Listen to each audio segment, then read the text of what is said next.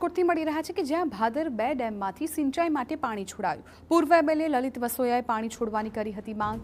8 ઓગસ્ટે મુખ્યમંત્રીને પત્ર લખી કરી હતી રજૂઆત. માંગને ધ્યાનમાં લઈ ડેમમાંથી 100 ક્યુસેક પાણી છોડાયું છે. ભાદર કેનાલ કાંઠાના ખેડૂતોને મળશે સિંચાઈનો લાભ.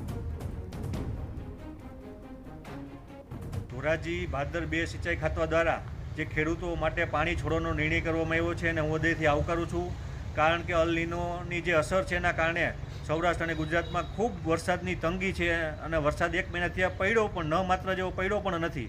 આવા સમયે જે ખેડૂતોનો પાક સુકાઈ રહ્યો હતો, મુરઝાઈ રહ્યો હતો, ત્યારે ખેડૂતો ખૂબ ચિંતામાં હતા અને ભાદર 2નું પાણી જે છોડવામાં આવ્યું છે એના કારણે ખૂબ ખેડૂતોમાં ખુશીની લહેર છે. ભાદર 2 ડેમમાંથી પાણી છોડવામાં આવતા અંદાજિત 500 હેક્ટર જમીનને મળશે પિયતનો લાભ. આ ઉપરાંત અત્યારે ભાદર 2 ડેમમાં 90% પાણીનો સંગ્રહ હોવાનું સિંચાઈ અધિકારીએ જણાવ્યું હતું. આ તરફ વરસાદ ખેંચાતા ચિંતિત ખેડૂતોમાં પાણી છોડાતા ખુશીનો માહોલ જોવા મળ્યો.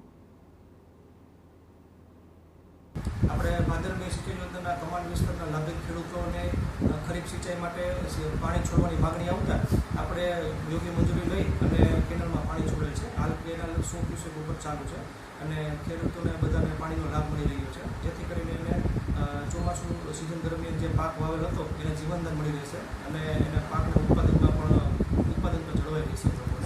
ટોટલ કેટલા પાણ માટે આયોજન અત્યારે કેટલા છોડવામાં આવ્યું? અત્યારે ખેડૂતોની માગણી 1 પાણની હતી તો 1 પાણ મુજબ આયોજન કરીને પાણી છોડવામાં આવ્યું છે.